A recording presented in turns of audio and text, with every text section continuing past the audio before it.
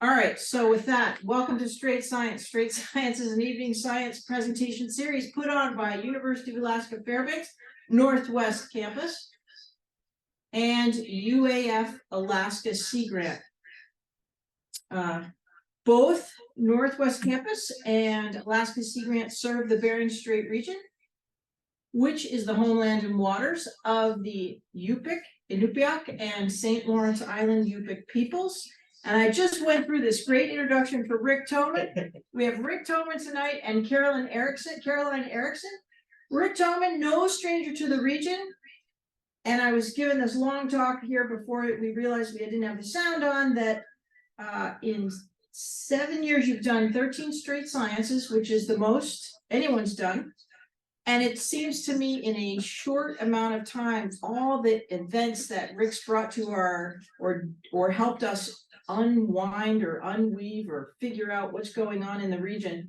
It just seems like we've been going from one event to another and at record time. So I was saying Rick puts the serve in service for the Bering Strait region, and he is the UAF climate specialist for the UAF Alaska Center for Climate Assessment and Policy. And then he'll be going first, and then we've got Caroline Erickson. Caroline is a new arrival to the state, and we're looking forward to hearing from her.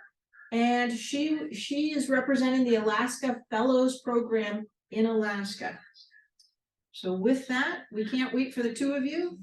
Take it away, Rick Thoman. All right. And you can use this keyboard here, and these should get you. Okay. If it doesn't do it right away, we'll give it a second. All right. So sound is okay online? Yes. People can hear. Okay, great. Let's see if we can make the other technology work.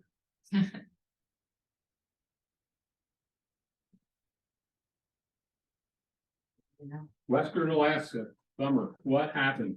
Or this screen, what happened? Try that, Ben. Give it a click.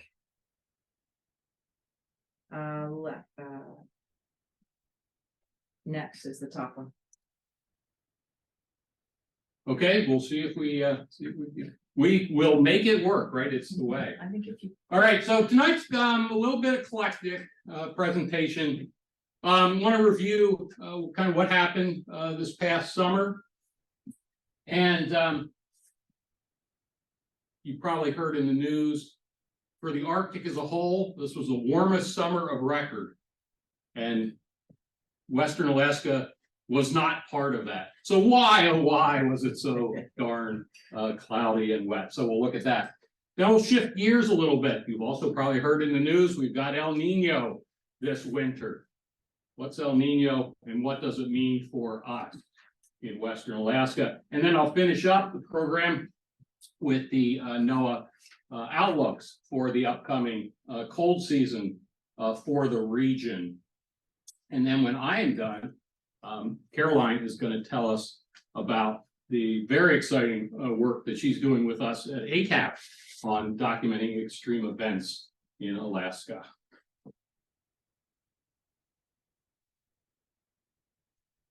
All right. Do we need the pupils bar? Yep, we can try to take care of that. I think I have to do it with this gizmo. I think it's under view. Somewhere in here.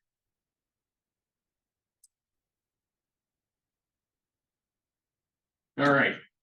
Got all these pretty colors here. We can see them all, right? Yeah. All right. So summer temperature. So June through August. So here's a map here. I've got Nome starred. And this extends from Chukotka on the left-hand side over into the Yukon and British Columbia on the eastern side. Those darkest color reds, warmest summer on record in our climate analysis model. So much of the eastern interior parts of southeast, at or near record levels, parts of the North Slope.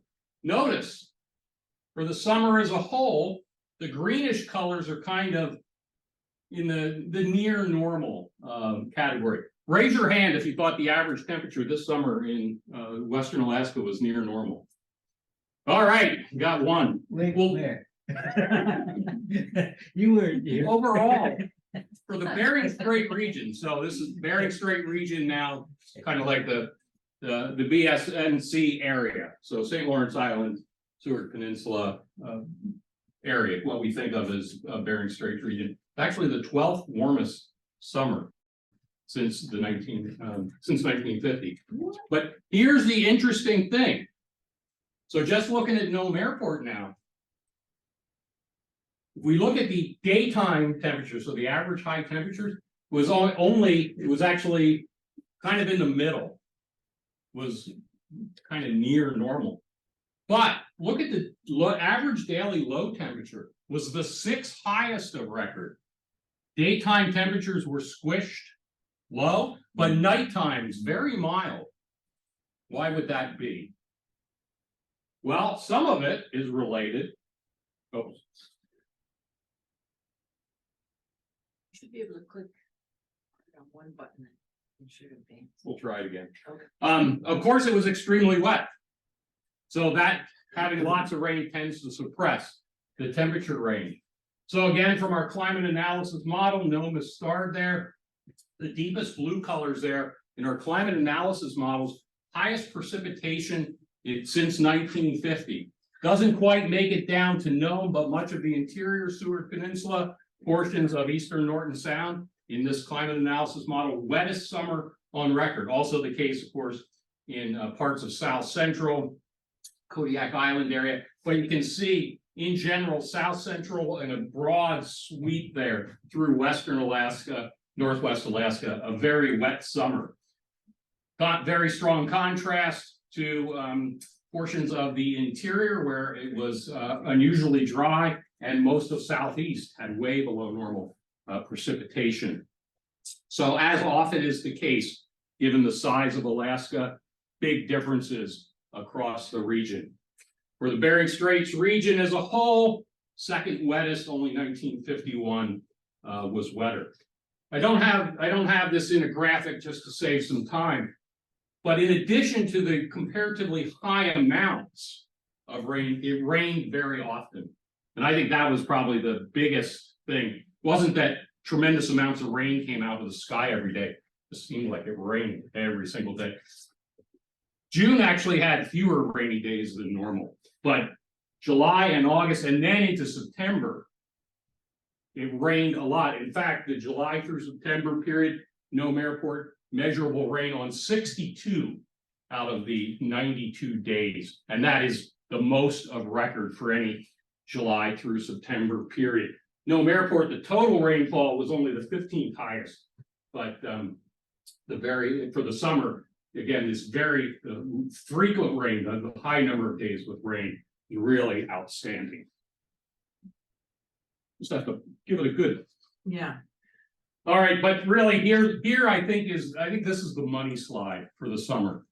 This is the average cloudiness relative to all summers since 1950.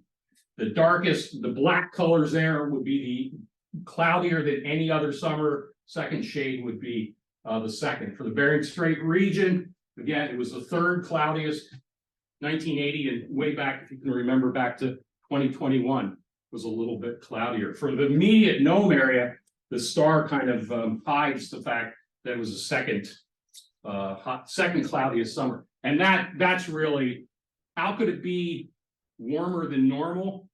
How could low temperatures be the 6th highest of record for that 3-month period? That's why. All that cloudiness kept temperatures from dropping at night. As we'll see coming up, Norton Sound temperatures over for the 3-month period were actually a little bit above normal. All that cloudiness kept nights warmer, but kept daytime temperatures down. And in the end, it came out as not a particularly cold summer, but very suppressed temperature range. So here is the, speaking of sea surface temperatures, so now for the northern Bering Sea, in this case, we're looking basically from the Pribilof Islands northward and this side of the date line. This has gone all the way back to 1900. 1900 is on the left side of the graphic. 2023, I've got marked there. Over on the right side, the green line is the long-term, several decade kind of average. So this summer, for that whole region, a couple things to note. One, much cooler than the hot years of the 20 teens. But take your eye and put it on that dot for 2023 and then run back, say, to 1960. Even though this summer seems by our modern standard to be, oh, the ocean temperatures are kind of cool. In fact, compared to the middle and early part of the 20th century, this would have been a very warm year for sea surface temperatures in the northern Bering Sea. That's the definition of climate change, right? What used to be extreme is now normal, or in this case, ooh, looks cool now. Wouldn't have been before 1960. This would have been, oh man, this is a really warm summer. All right, so digging down into the ocean, and this is a little teaser. Dwayne Stevenson, is that right, Gay? In 2 weeks, will be giving us more details on bottom trawl survey. But here is the bottom temperature graphic. This looks really quite similar to 2022, which isn't too surprising. The winter sea ice was not terribly dissimilar. Didn't get as far south this past spring as the year before, but overall not terribly different. Warm water near the coast in the NOAA fisheries survey. We do see those darker blue colors indicating bottom temperatures are colder than 1 degree Celsius. So that's that very cold, very salty water right at the bottom of the sea. That extends to and a little bit southeast of St. Matthew Island there. We don't have much of that cold water very far south. Definitely not down to the Pribilofs. That's not surprising. The ice did not get to the Pribilofs this past winter. And there is a little patch of cool water there, kind of to the northeast of the Pribilofs, between, say, Cape Newenham there and St. Paul Island. But that's really just it's a poor remnant of the southeast Bering Sea cold pool. Back in the day, of course, those colder than 1 degree, minus 1 degree Celsius water would have been all the way into Bristol Bay. And that, of course, is gone. There wasn't much ice except near shore in Bristol Bay this past winter. But Dwayne will be giving us the full details here in a couple of weeks. That'll be good to hear. Now, on the flip side of the sea ice, I like to show this every fall. It's a graphic from our colleagues at the World Climate Service, and this is just a plot that northern sea route across the north coast of Russia and then down through the Bering Strait. You can see here, I only plot this since 2000 because prior to 2007 or so, the northern sea route hardly ever opened. Very, very rare. And now it's become an every year occurrence. This year was open for about 7 weeks, longer than the last 2 years, not nearly as long as the longest there in 2019. But I think the important thing is here now, the northern sea route is opening every single year for 1 to 2 months, typically, and occasionally longer. As you saw in Nome here, the Northwest Passage, so from the Canadian side through the Canadian Arctic Islands down to the Bering Strait, that opened up wide open by early August. Some ships made it through even before that. And if it's closed, it's only closed in the last 10 days or so. It was still open very, very, very late. And that is a direct result of that extreme heat in much of the Canadian Arctic all summer long. Very early ice melt, and that's persisted. Do you know if the passage is open currently? It was like 10 days ago. I suspect on the eastern end, it may be shutting up now, or maybe last week. But if it's just very recently that it's closed to non-ice hardened vessels. Why did we have such a crap summer? Why, oh, why? Well, good question. I'm going to offer two possible explanations. I think they're both pieces of the puzzle. Casting your mind back. Really stormy March. There's that storm in early March, had a lot of rain, yet another one of the rain events last winter. And there several decent blizzards with lots of snow. Okay, so now we get to April. Sun's coming back. Gonna melt this ice, gonna be good. And then, very interestingly, for the third consecutive April, we had an historic early 20th century like cold snap somewhere in Alaska. 2023, it was Western Alaska's turn. 2021, it was the Eastern Interior. 2022 was the Central Western Interior. 2023, Western Alaska's turn. Nome Airport got to 30 below, tied the all-time record low for Nome for April. And it was the lowest temperature, it occurred on April 8th. That's the lowest temperature so late in the season. Nome had 4 days with high temperatures below zero. That tied the record from 1922 for the most days with highs below zero. Really historic level cold. So I think we'll look at that in more detail. And then some of it is just our luck. We got in the wrong place or the right place, depending on your perspective, at the right time in the atmospheric flow. So the cold, here we are at the end of March. This is the National Weather Service Sea Ice Program Analysis. Nome is starred there, St. Lawrence Island, end of March. Okay, all these storms are over. It's going to be April, the sun's back.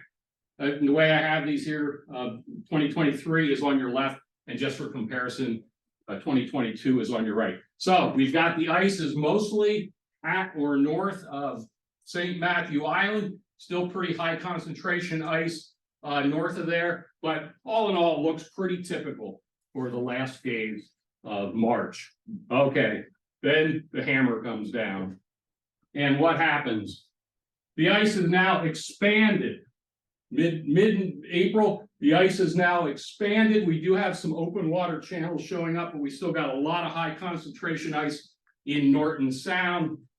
And here around St. Lawrence Island, we've got some lower concentration ice, nothing unusual there. It's really this belt here. Keep your eye on this area from Nunivak Island up east of St. Lawrence Island up to the Bering Strait.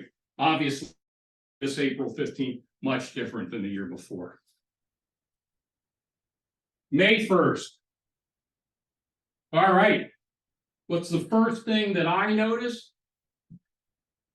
15th, May 1st. This has hardly changed. I mean, there's a little bit. You can pick out some places, but all in all, we still have a lot of ice in the Bering Sea, a lot of ice in Norton Sound. The open water area is growing in eastern Norton Sound, but this side of Gullivan Bay is still a lot of ice, even in southeastern Norton Sound. Really quite remarkable and dramatically different than 2022. So jumping ahead to the end of the month, notice we still got a fair chunk of ice. This is the end of May here in the eastern, northeastern Bering Sea, not as we usually expect. We're going to have ice at the end of May. It's going to typically be on the Russian side, not this year. Also, this ice persisted here around here, St. Matthew Island. That ice persisted very late. We have to go back to 2013, the last time the ice persisted that late, that far south in the Bering Sea. So I think that was a direct result of that historic level cold in early and mid-April. So here's how this played out in sea surface temperatures.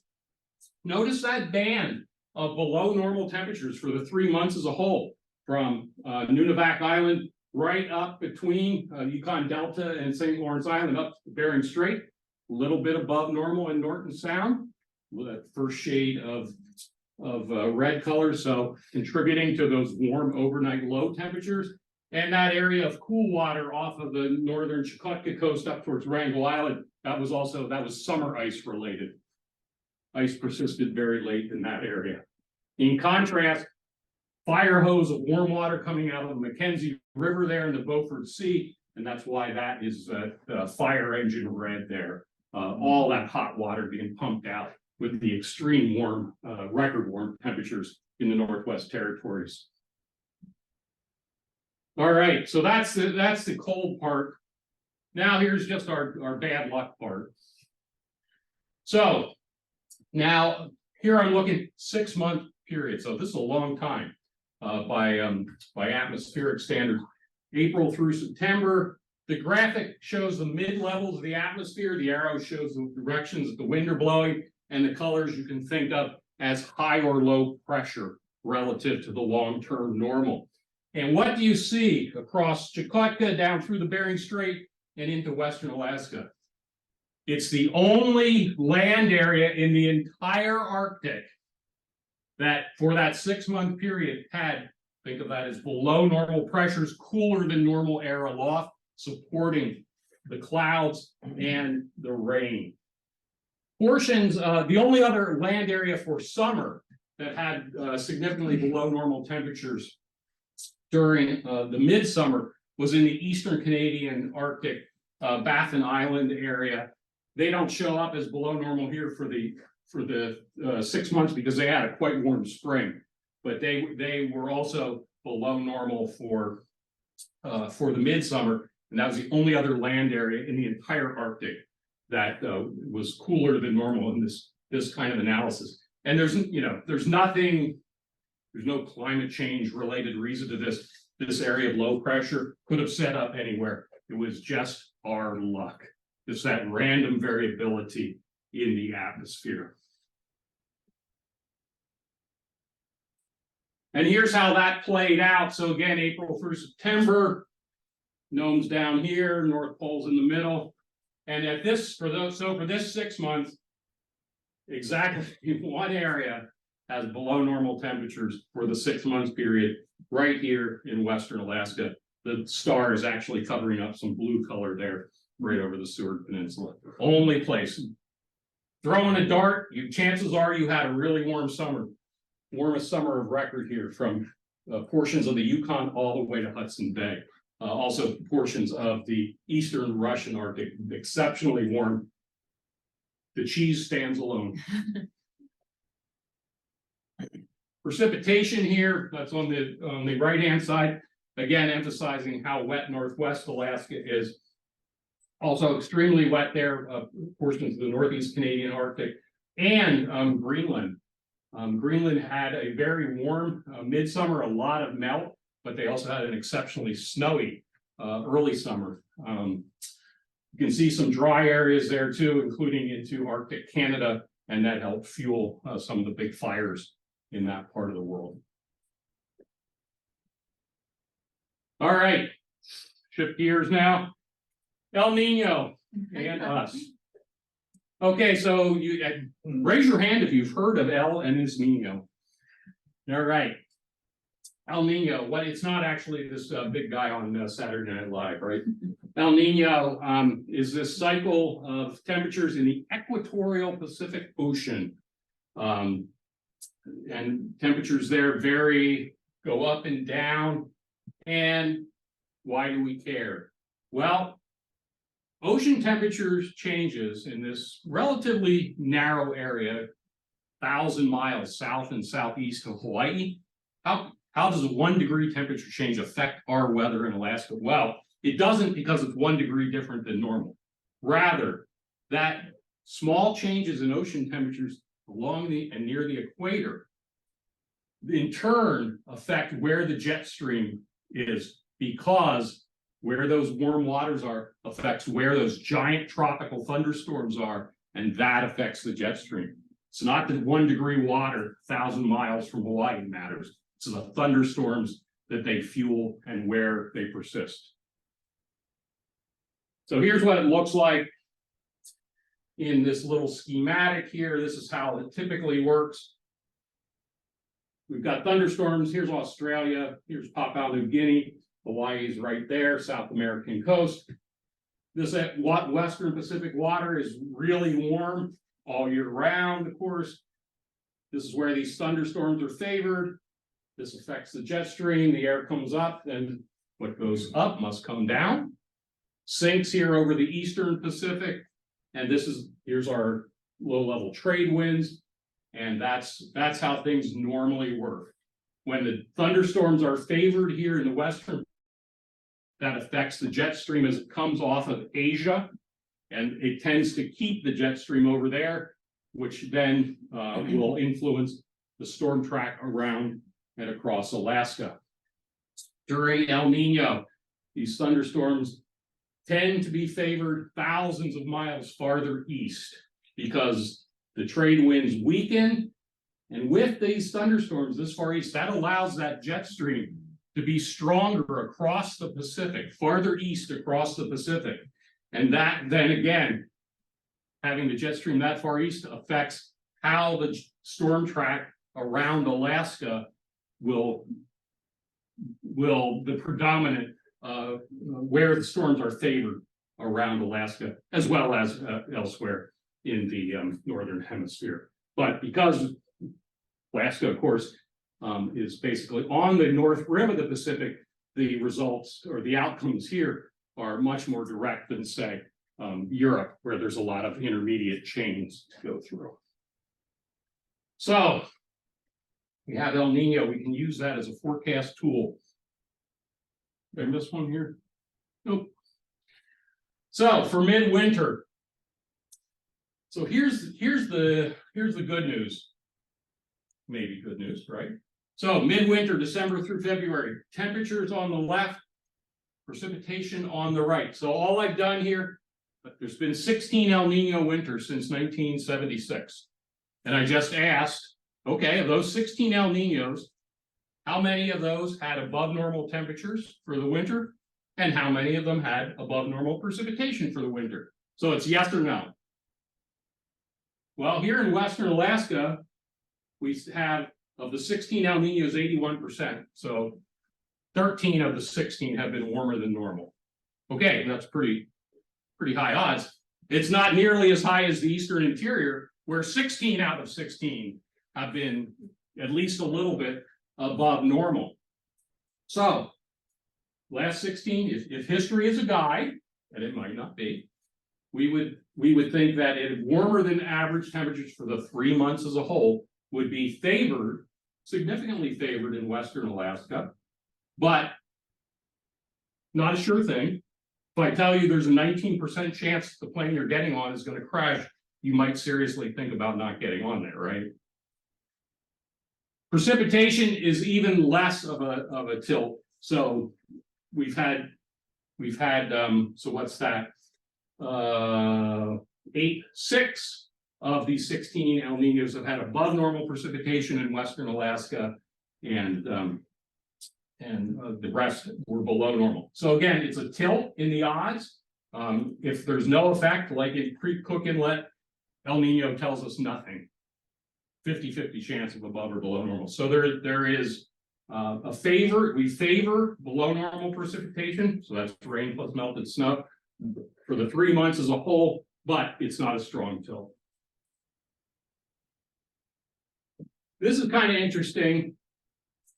So now February through April, so the late season temperatures still high, but not as high as portions of the Eastern Interior and Southeast. Look at the precipitation though. Looks like that's really strong. So that means only 3 of 16 El Niños there for February through April had above normal precipitation during that early spring, February through April season. Okay, that's the Alaska scale. Let's zoom into Nome now. So, Nome, early winter, so November through January, thank you. And now I've shown you each of our 16 El Niños and how temperatures at Nome Airport have been relative to the normal for the era. And you can see here in Nome, we've had below normal, at least a little bit below normal more often than that larger Western Alaska region, but still it's pretty clear that we favor significantly above normal temperatures.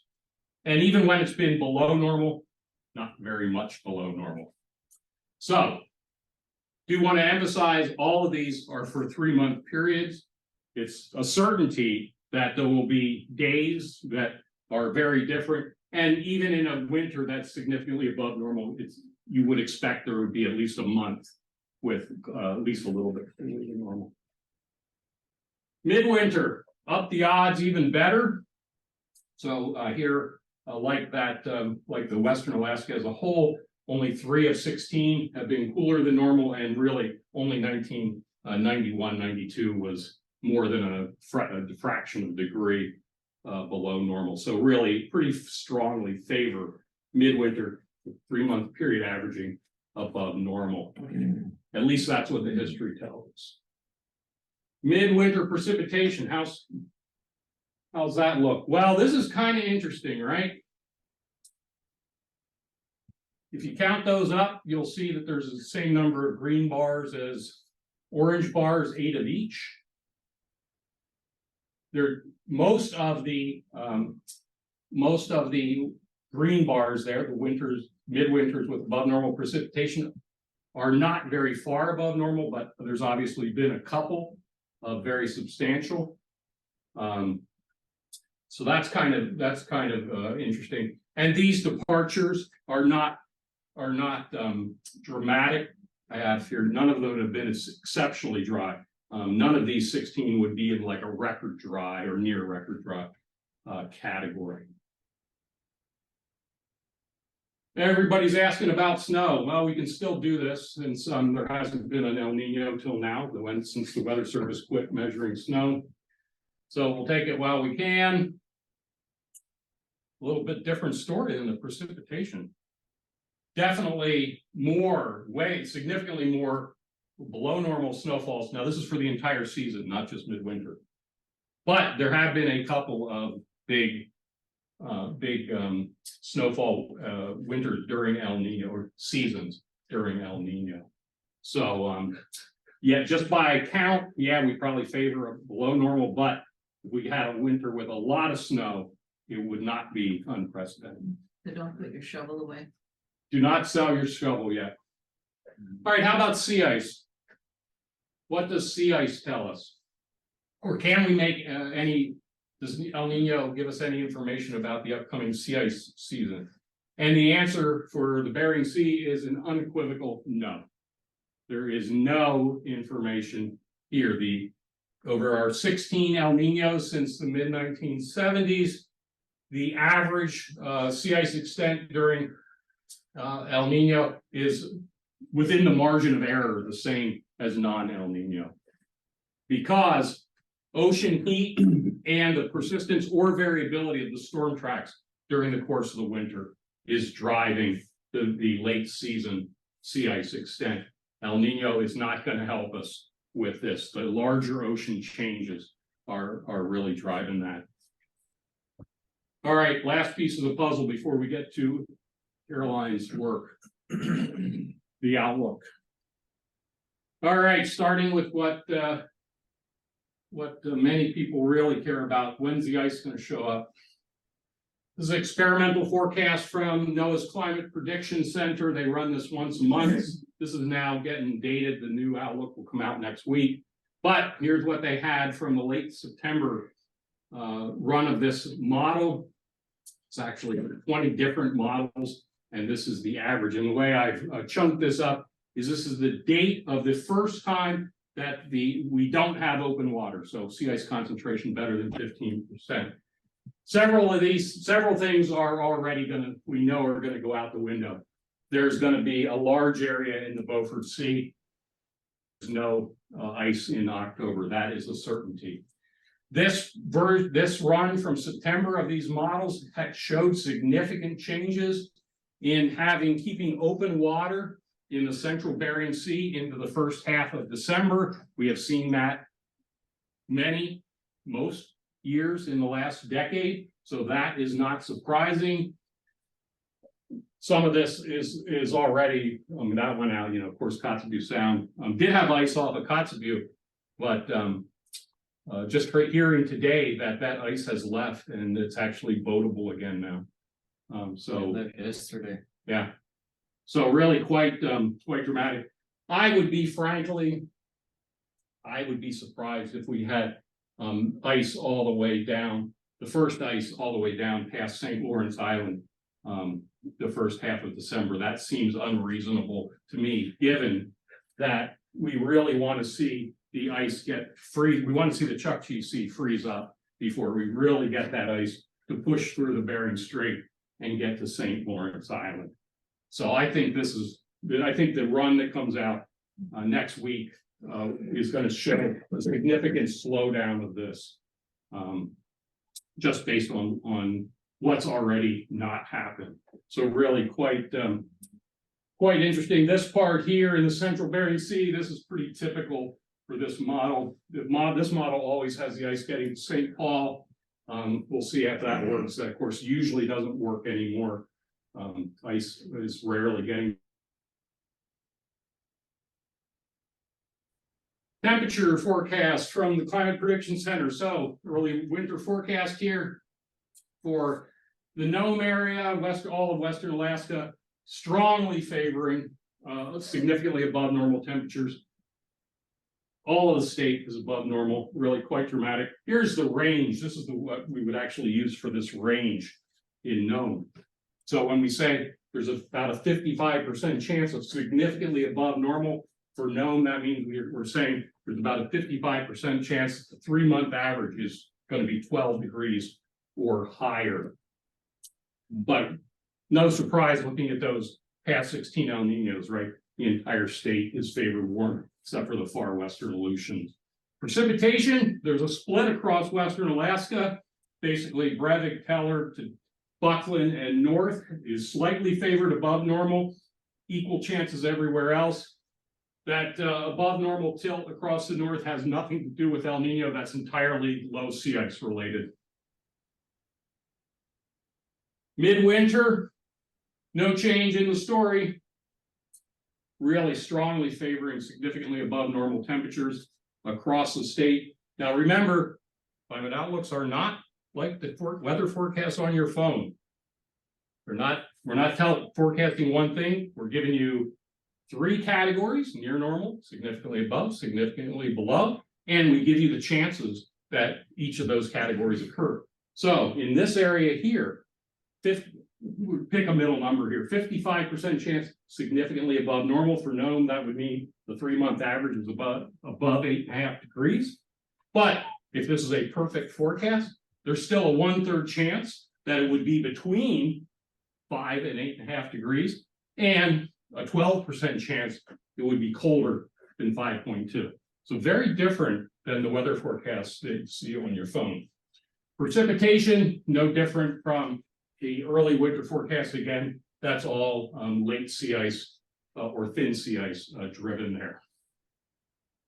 If I were doing this, I would have probably had some area of below normal there across western Alaska, but I wasn't doing it. And that is what I have for you this round. Any questions? Yeah, while you're thinking of your question, thank you, Rick, and while Caroline's getting ready. For everybody online and for here, think of a question for Rick. And online, this is a good time to give Rick Thoman some love in the chat box. And also when Caroline's done too, because it's never easy being a public speaker. And we really appreciate Rick and Caroline's looking at this, getting ready to get up there and give her presentation, and that'll be great. Any questions for Rick? So there's probably been more methane because of the tundra melting and everything. Has there been studies done on more geothermal activity? Have there been more volcanoes going off since we're in the Ring of Fire? Yes, I mean, that's monitored continuously, and at the moment being, the last few years, except for the Hunga Tonga volcanic eruption, it's been pretty average, if you will. Any other questions online? I know we have a caller, so it's hard to be a caller on a new call or Zoom talk. So if a caller wants to ask a question, just go ahead. Don't worry about interrupting. You've got the disadvantage of being on your phone, so you can interrupt at any time. Dean Stockwell has his hand up. Go ahead, Dean. Hey, Oh, Rick, wait, as we gotta always, get here so we can enjoyed your talk. hear him. Right, maybe there's a better speaker. Hang on, Dean. Maybe there's I'm better hanging. speakers than my little computer. So we're gonna. One sec. Get out of this. View. To go a little farther with your question while we're waiting for Gabe. Yeah. Can't get to that. The current greenhouse gas concentrations are all part of the input to seasonal scale climate models. So methane levels are rising, that's being input. Greenhouse CO2 is higher than it was last year. The models know about that. That's for you, but. All right, I guess we might have to do this old school. Dean, go ahead and we'll pick it up on my computer, I think. You ready then? Yep. So for the month of October, Fairbanks has already had 3 times the average snowfall for an October, the average October. When I try to do the same look at Nome, I find that it's very difficult through the Alaska Data Center to get snowfall for Nome. Will that be able to change in the near future? Not to the best of my knowledge. Ouch. Repeat that question because Oh, so Gay asked me to repeat the question. And the question was, Dean Stockwell, UAF can go online and get the Fairbanks October snowfall. Can't do that for Nome. And he asked if there's any hope of that changing anytime soon. And my answer is no, there's no real hope for that changing anytime soon. Weather Service stopped measuring snow in Nome and all the Western Alaska, rural Alaska offices in no later than the fall of 2019, places like Bethel and before that. And it's just not being done. Thank you, Rick. did that get your question, Dean? It did. Thank you. Okay. Is there any discussion of ever getting that back, or first of all, they probably had a reason for shutting it off. Nobody cared about snow depth, right? The Weather Service made the decision to basically not staff the offices at a level, the rural Alaska offices at a level that would be required to do those climate observations, because snowfall, snow depth is not done by the automated observation at the airport, which is primarily there for aviation. Or your rock blows away, then we don't know how much was there.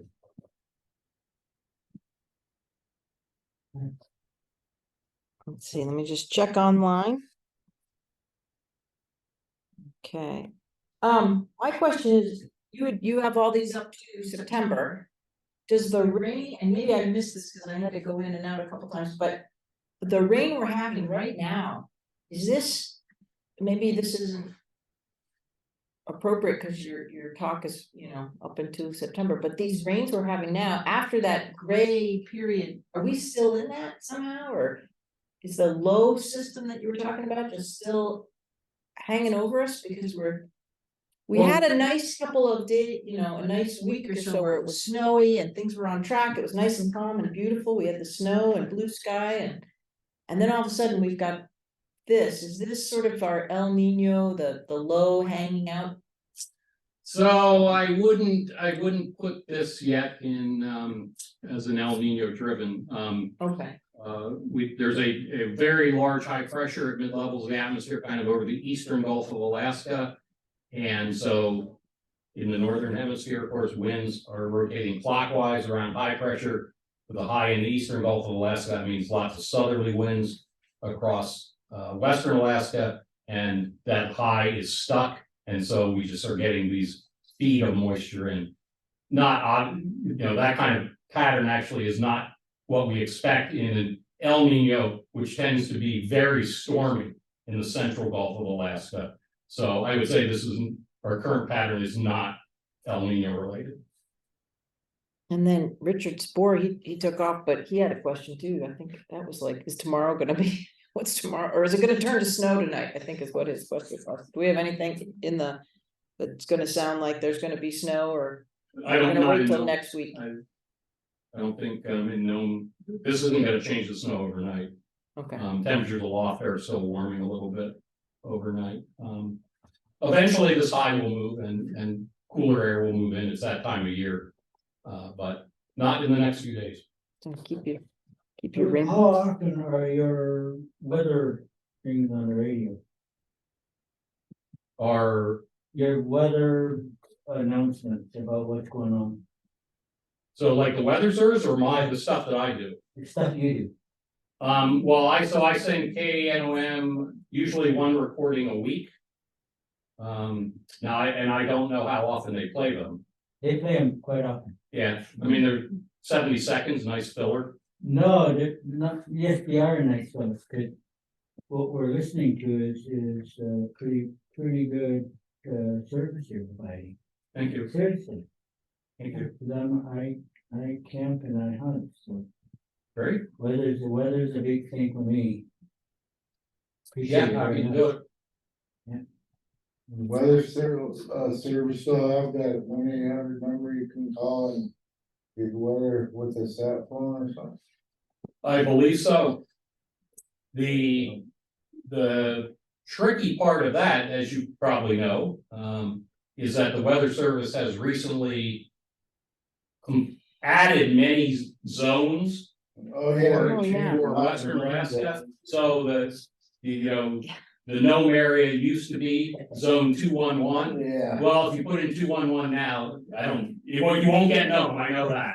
So there's a whole separate list now. Yeah, Moses Point and Fledge Island, 15 miles. Yeah, Motherwood. and yes, you can get those through the menu, but unless you want to be on the phone for 10 minutes, you gotta memorize the one you want. If you want two, you gotta memorize two of them. And I guess my other question is, we often, if we don't get the phone, right, the phone sounds like there might be problems with that, because all this new zone. Motherwood Point, I had to look up, where's Motherwood Point, I don't know, quick back pass, I didn't know that one either, but we also, you sort of go to National Weather Service webpage, right, that's what I do, what's the weather in Brevik?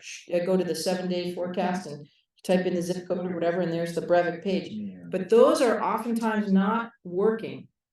That's without Wi-Fi and, I'm talking about if you're way there. Yeah, if you're out there, you gotta remember the phone number, but even if you're here and you're trying to figure out what's going on, I wanna see, am I gonna be able to make it to Shishmaref today, or is Bering, what's going on? Those are something that I think I'm really glad is that you that, or the Nome Nugget does the reporting on those every week, you have it right by the Rick Thoman's thing, and so I don't know if anyone's keeping track of that, but it's pretty amazing how many are not actively giving the public they're not working, I think, except if you called in maybe, but you'd have to know the right zone now. Is it not working or not recording the data that they're sending out? That's a good question. So most of them are, the machine at the airstrip is actually working. And so if you're a pilot on frequency, you can hear it, or if you can, in most of them, you can call the phone number and get it. What's not working is getting that information out to effectively to the internet. So yes, you could call Gamble ASOS right now and you would hear the weather. Right this second, there is no mechanism for the public. Oh, are the winds getting stronger or lighter? What was it doing 2 hours ago? Without that getting online, that is lost forever. And that's, as we all know, in this region, it's not just what's happening this second. I mean, if you're a pilot on approach, that's what matters. But if you're planning a trip, you want to know not just what it's doing this very minute, how has it been changing? What was it doing overnight? Is it getting better? Is it getting worse? And without having that information online, you can't make that assessment. It's a public safety issue, in my opinion. Is there any conversation to have that put online, or more leverage we gotta pull is it funding, is it personnel, is it just somebody up there not wanting to do this, or Rick Thoman not having the right authority to? Well, I have no authority. A lot of it, not all of it, a lot of it is that the communications equipment involved is basically 1980s technology. And that's all getting very old, hard to fix when it breaks, can't find replacement parts. That's a lot of it. If and when somebody decides, FAA, because these are almost all FAA stations, decides to invest in, say, satellite transmission of these, this problem goes away in 1 minute. You just said something, okay, good. There have, especially, like with COVID, there have been a few stations, supply chain issues, not being able to get parts, not having the staff to get out. But 90% of it is this 40-year-old technology at this point. And they're supposed to have a lot of, infrastructure, broadband money to fix stuff like that. One would hope. Make a note, Roy. That's good. All right, and there's no other questions, nobody online. We thank you, Rick and Caroline. We're grateful you're here. And we're gonna hear about our historical extreme weather events, and you're traveling with the right person to be learning everything on this from. Take it away. Hi, everyone. I'm Caroline. Thanks for giving me a second of your time. I know this is a hard act to follow. Rick's really important up here. So if you have any questions that still marinate for Rick, I'm sure he'll come back up once I'm done. But yeah, so I'm working with Rick this year on a project of historical extreme weather events. Which button is it, Rick? I think the screen sharing is paused today. All right, give us a sec. New share. I think we're.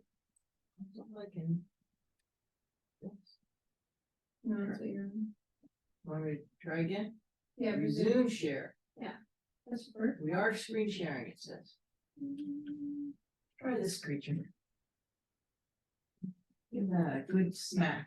Yeah, There you okay. go. So I'll try to keep this Must pretty be our keyboard brief, sticky. but I'm just gonna go into an intro, a background on the project, some examples from Western Alaska, and also what we're looking to do in the future. So a little about me. You guys know Rick, you know his voice. I'm from Connecticut, the traditional homelands of the Kukak people. I have lived my whole life there. I have an educational background in environmental science and public health. I started out with strict biology, and I wanted to be a doctor. And clearly that didn't work because I'm standing here right now before you. But I quickly realized that I was more focused or interested in upstream health factors and in population level health. So how could I get involved with that? Is, the air quality, the water quality, how's the overall ecosystem? And so then I just recently moved here in September to work on this project. We're focusing on weather and climate and how all these storm events impact communities. And it's my first winter in Alaska. So if you have any tips, let me know. I've been soliciting you a lot of advice. Okay, so the project. As you know, living in Alaska, there's many extreme events that go on here. And this project will cover events like wildfires, flooding, coastal storms, erosion, some of the graphics over there, that big smoke plumes from the Miller's Reach fire in '96. But these events are happening, but especially out in rural Alaska, Western Alaska, there's a challenge of data availability and accessibility. It's not that they're not happening, it's just that maybe they're not getting recorded. Like Rick's saying, there's no longer snow data that, people rely on. So how in 10, 20 years, an event happens yesterday, it was a big deal, but in 10, 20 years looking back, people might not be able to quite remember exactly the how large it was, essentially. So I've been combing through some of the records on these past events, looking at storm reports, FEMA reports, but also, relying on local sources like the No Nugget here. And the end goal is to create easily understandable and accessible references for extreme events. So create kind of like a mini library. But this is kind of what we hope and that they will look like.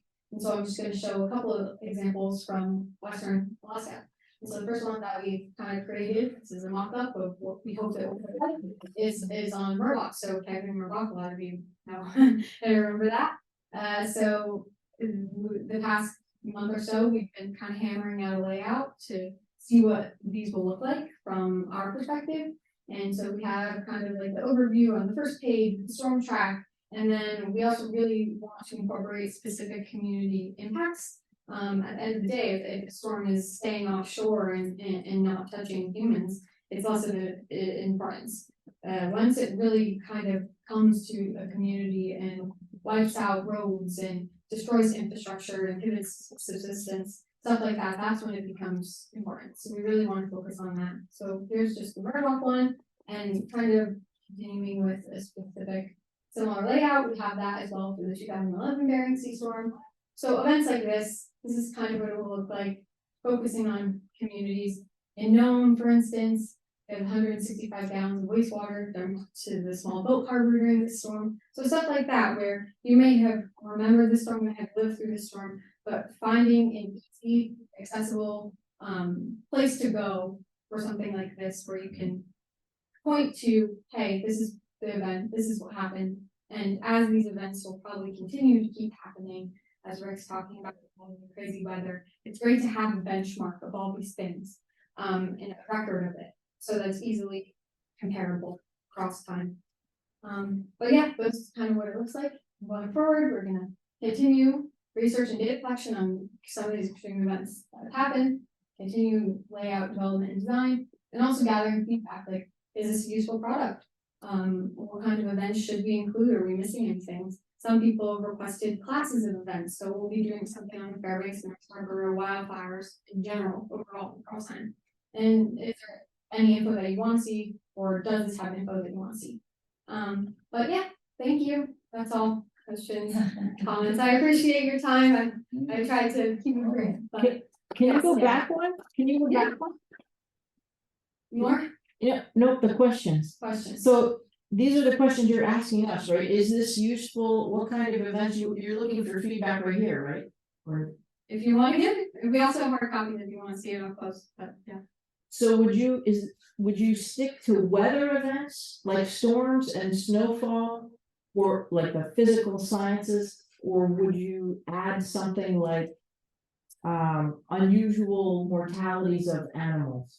Yeah, that's a great question. And You know what I mean? Like you see something like that, where the weather's getting extreme, and then did we have a big bird die off? Did we have a big yeah, that's a great something like question. that? So right now we're developing it for weather and climate events, but since we have this kind of layout design and the way that it's like, okay, here's the overview, here's the impacts, it's hopefully the goal is in the future, we can do more of a plug and play with all of these events. So Right. I could see that definitely including scope, or even we were speaking about the other day, the harmful algal blooms. That could be like a really cool thing to talk about as well. Or like as things are getting warmer, I don't know, like the diseases we're seeing, distemper, rabies, that those avian influenza, the toxins, the unusual sickness in the seals, the starvation, are those things that you would be having a category maybe of disease? You were saying earlier public health, so that was the dust that came up when we were talking, I didn't think of dust. but all the allergies that she met with the North Sound Health Corporation. It was so interesting, I think, of all the problems in the ocean, but the public health people were actually talking about allergies increasing and our dust problem increasing and things like that, so. Yeah, So I could- those kind of things would also maybe be, you would do public health, animal health. Yeah, I think that'd be really cool. You have to, Rick has the final say on what that looks like, but yes, yeah. Is there like a website where Yes. you can report? Like, I was in Delta Junction this last summer on fires, Mm-hmm, and weather changed between Delta and Volcano. Yeah. It was 180 in a week. Yeah. And talking to guys around there, just because it was getting close to hunting season, a lot of the guys were flying their aircraft around their hunting around the mountain range. Yeah. But they said that a lot of the caribou and moose this past year, a lot of the offspring died because of the snow level, wow, and there was nowhere for them to migrate because yeah, of the snow, or they got caught in the snow, and the adults kept moving. But then springtime came along, there was no food for them to eat, and like, is that the stuff you're trying to collect? yeah, yes, for sure. I mean, it also, I'm not sure if you've heard of like the Leo network, right? The Local Environmental Observer Network. It's like a online webpage where if you're witnessing things Yeah. like that you can like go online and be like, hey, I saw XYZ and like this is happening. So that's a resource as well. But yeah, I think that this project is super applicable and kind of modular in the way that it can extend to other various classes and Yeah, types. because So that whole region summer too. The roads, they started working on the roads for like almost 4 months, yeah, because the permafrost really ruined the roads. Yeah. Yeah, they were just up and down for a good maybe 40-50 miles. Mm. I mean, if there's a website people can know about to kind of, Mm. hey, I saw this, or hey, this is what's going on. You know? So if I can jump in on one answering that for the reindeer, yes, please. for caribou. You know, the state has management of caribou, so they would have an office that would be also very interested, so that kind of a observation, especially of dying offspring, Mhm. would also be of great interest to the managers of that particular animal. There's a lot of things, Leo does a good job of collecting all kinds of information, but as far as applying it right to the managers, that in this case, of an animal like caribou, that's co-managed, right, with the reindeer. Not reindeer, what's the caribou newsletter they always put out? I'm not land animals. So there's a number of different herds, so depending on what herd you're talking about. Of course, we're living in a western Arctic caribou herd.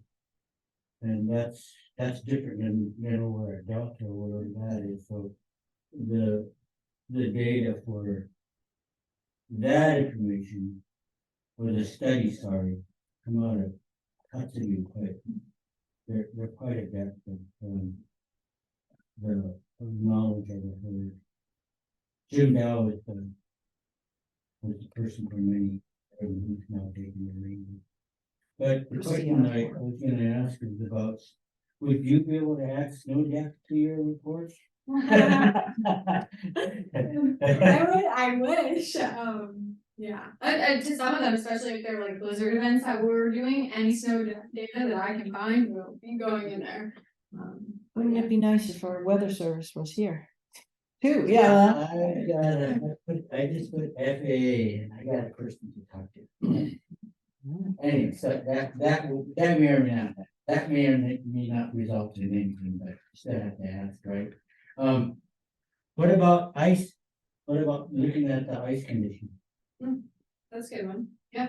I think Sea that ice would or be like a sea great- ice or land? Sea ice, sorry, sea ice, cause as Rick Thoman pointed out, and I was in Greenland earlier too, this summer. And their weather change, I thought we had changes in weather. Their weather changes by the hour. Where I was in the Lily stop. And their claim, which is kind of a good claim, depending on who you are, their claim is their iceberg sunk the Titanic. And I believe it as far as there's a possibility, because the icebergs I saw in that area were huge, bigger than normal. Bigger than normal. It took me, I have iPhone and I put it on frame, the white frame.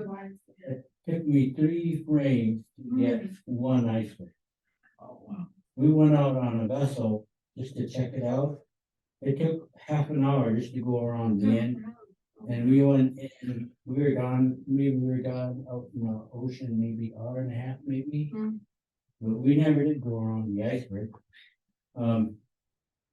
The reason for the huge climate change there is when the weather changes from the south, it fogs immediately. The temperature goes down and it fogs.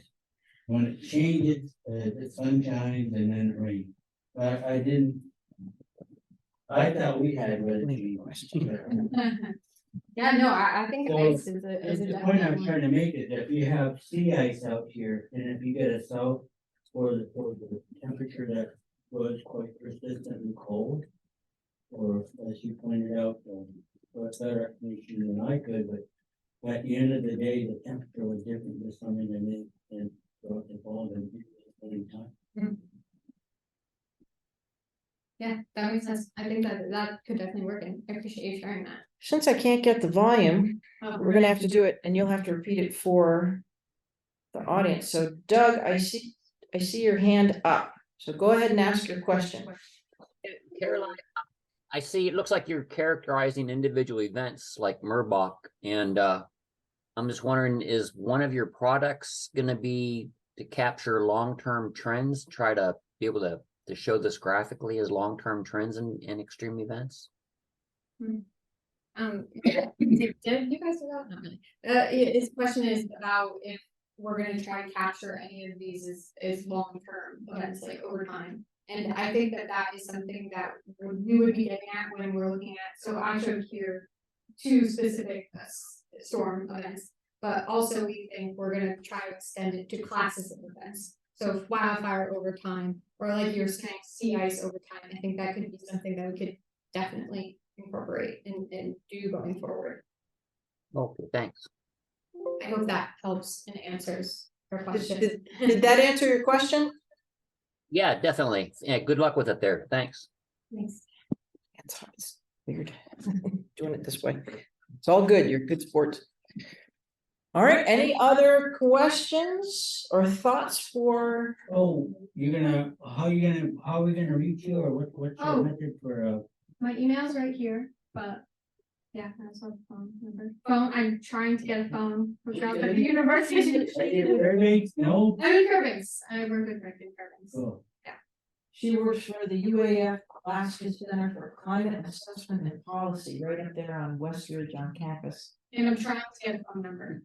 I haven't given you one yet. I'm working on it. See, it never occurred to me. We got her cubicle, we got her computer, there's a phone sitting right there. It never occurred to me that, oh, the phone won't work. There's a phone there, why won't it work? And Dave tried to call me and she was like, you don't have a number. And I'm like, I know you told me. Yeah.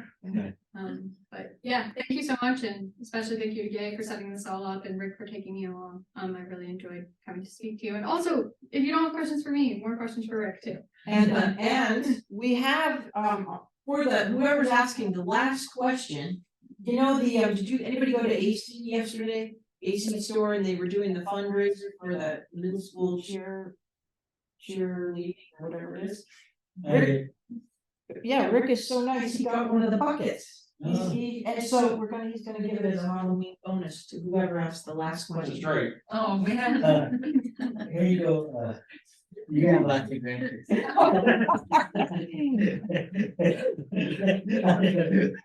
I don't know. You gotta draw. Ask a question. Yeah, don't give the candy, you eat it, yeah. No, I bought a bucket and I left the bucket. Told her to give it to a kid walking by. There you go. Now got a bucket. Question, so. That counts, you get the bucket. Yeah, you get the bucket. You have a question. Oh, no, you still get the bucket. All right, well, thank you so much. Next week for Straight Science, we've got, on November 2nd, we have the U.S. Fish and Wildlife Service Marine Mammals Management is gonna do a presentation on walruses, the tusk tagging program, and their model of how walrus will fare as we go forward. I think they have a model looking at different parameters, so we'll learn something there from them. And with that, we'll close out Straight Science. Thanks, everybody, for coming, and a big round of applause for Rick. So thank you so much. Thank you guys for coming. Have a good night. Thanks for coming out. Yeah.